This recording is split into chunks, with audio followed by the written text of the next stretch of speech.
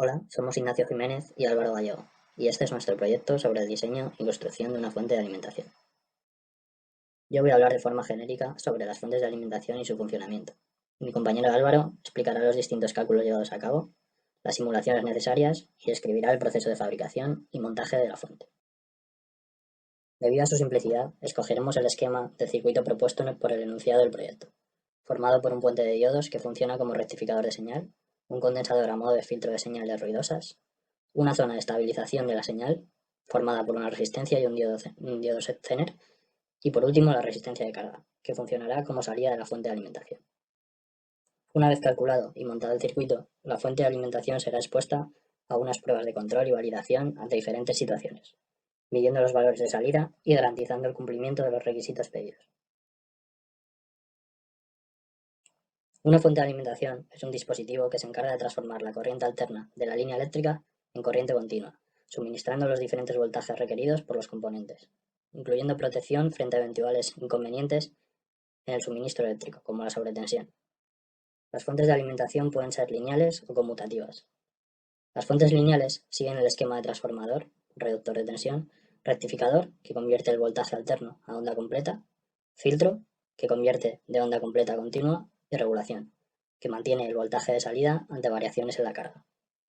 Las fuentes conmutativas, en cambio, convierten la energía eléctrica por medio de conmutación de alta frecuencia sobre transistores de potencia.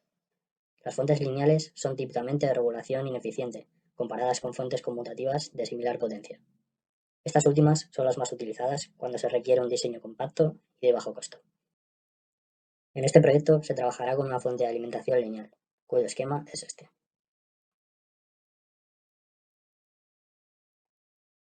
La primera etapa de la fuente de alimentación es la de rectificación.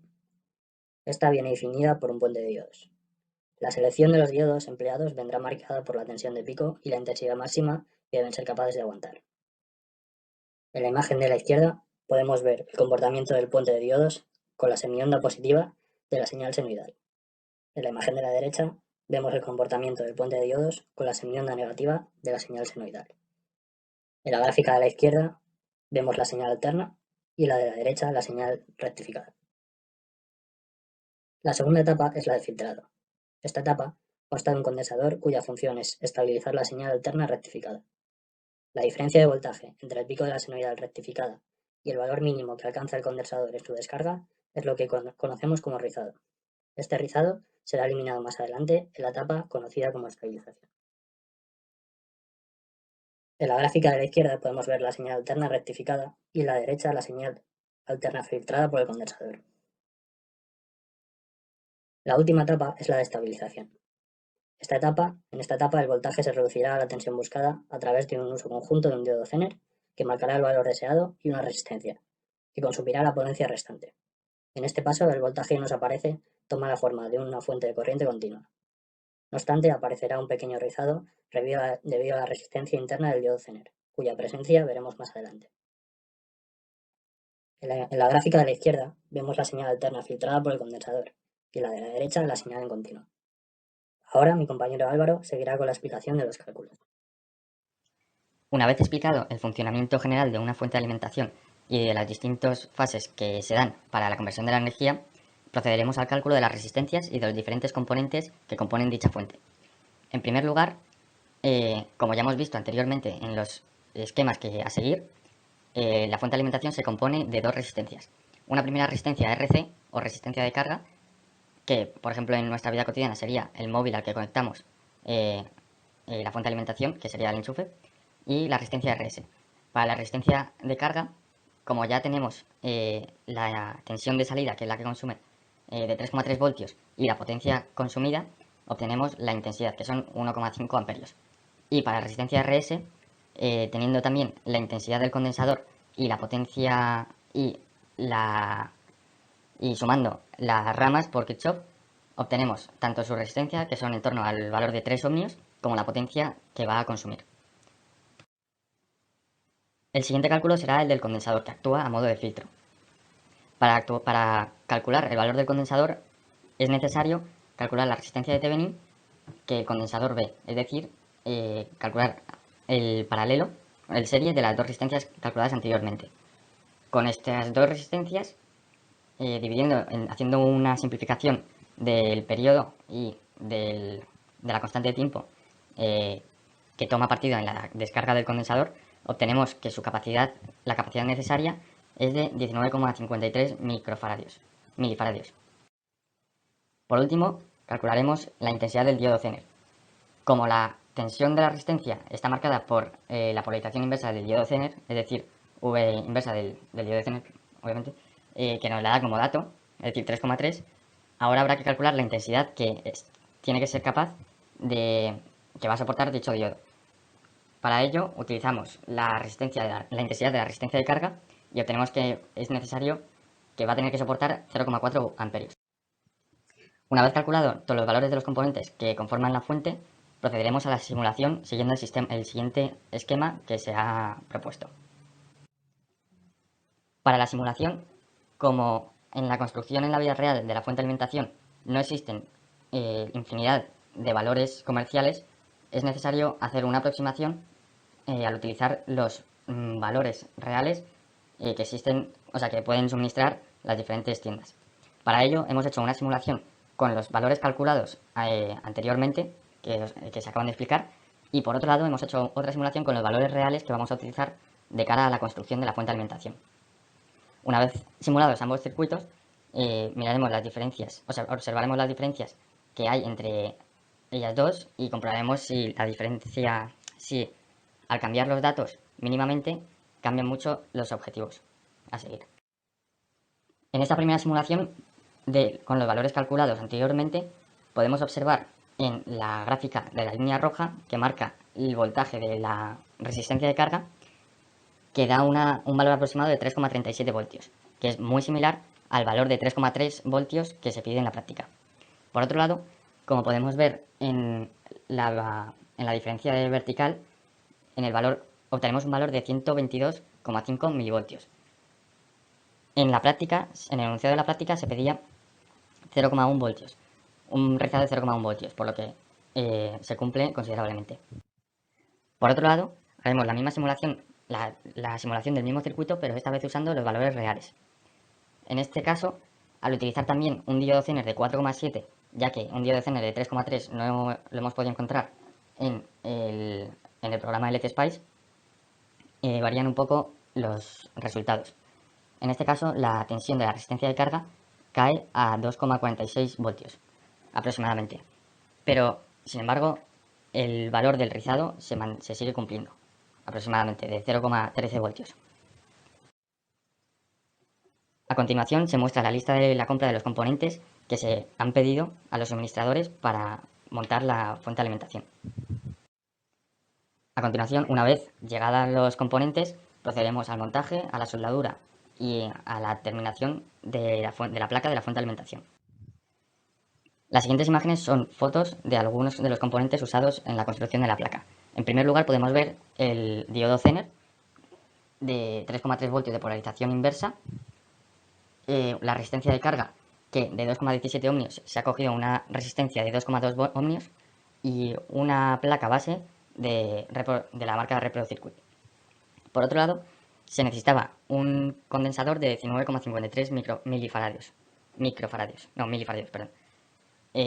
Como no hemos podido encontrar un condensador de dichas características, hemos optado por juntar dos condensadores en paralelo de 6.800 microfaradios y de 4.700 microfaradios, obteniendo un condensador de 11,5 milifaradios. A continuación se muestra para la resistencia RS que se necesitaban una resistencia de 3 ohmios, pero al cambiar el valor del condensador y afectar a la constante de tiempo del circuito, hemos tenido que cambiar también la resistencia RS, obteniendo una resistencia RS' de 5 ohmios en serie con una de 2,2 ohmios, obteniendo una resistencia final RS' de 7,2 ohmios. Como veíamos que nuestra resistencia RS se calentaba excesivamente, habíamos optado por coger 4 resistencias de 20 ohmios, y ponerlas en paralelo, obteniendo una resistencia final de 5 ohmios, que en serie con la de 2,2 nos da la de 7,2 ohmios. Como esta resistencia pequeña de 2,2 ohmios se calentaba excesivamente, hemos cogido con pasta térmica y la hemos pegado a un disipador de calor, obteniendo así las siguientes imágenes de la fuente de alimentación observada desde arriba y de las soldaduras inferiores de la placa.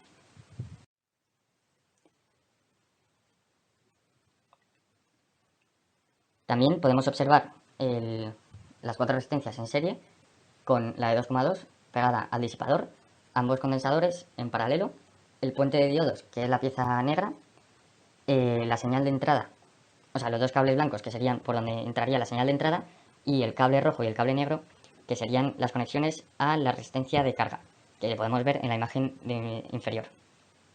Esta resistencia de carga la hemos conectado con unos conectores TX para poder conectarla y desconectarla. Una vez, soldada la placa de la fuente de alimentación, hemos procedido a montar en el programa SolidWorks una tapa y una caja donde guardar dicha fuente para incrementar la presentación y mejorar la presentación final.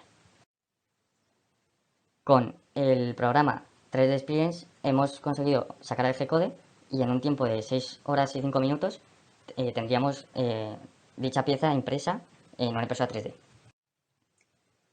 Una vez impresa la placa, toca medir y pasar el protocolo de pruebas necesario para validar dicha placa.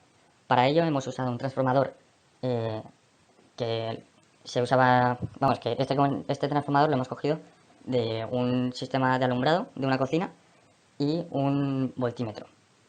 El transformador, como podemos ver en las instrucciones, tiene una entrada de 230 voltios y una salida de 12 voltios como valor eficaz. Para conectar el transformador a la red eléctrica hemos cogido un antiguo cable de una vaporeta, hemos apartado el cable del neutro, que sería el verde y el amarillo, y hemos conectado el positivo y negativo, que son los dos cables de alternas, no tienen polaridad, a la parte de 230 voltios. Y a la salida de 12 voltios hemos conectado los cables de la entrada de la fuente de alimentación.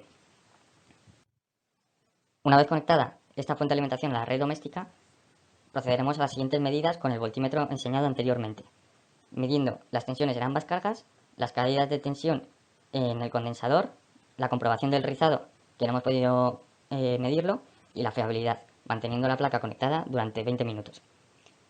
En cuanto a la fiabilidad, la placa se ha calentado excesivamente, pero al tener el disipador hemos conseguido que no se queme ninguna resistencia y que el diodo Zener se mantenga intacto. En cuanto a la tensión de salida, de 3,3 voltios esperados, hemos medido una tensión de 3,1 voltios, un pelín inferior a la esperada, pero se mantiene constante. Y hemos conseguido que la placa sea fiable. Una vez hemos comprobado que la placa funciona, procedemos a montarla en la caja impresa anteriormente y, como podemos ver, tiene tanto los agujeros de entrada con los cables blancos, que sería la entrada de señal alterna, como la de salida con los cables rojo y negro, que van a la resistencia de carga. Como podemos ver, la placa se mete perfectamente en la caja impresa en 3D y la tapadera es removible. Por último, inscribimos con rotulador permanente tanto los voltajes de entrada, es decir, de 12 voltios en corriente alterna, y el valor de voltaje de salida, que sería 3,3 voltios, en realidad es de 3,1 en corriente continua. Y la resistencia de carga, que sería desconectable.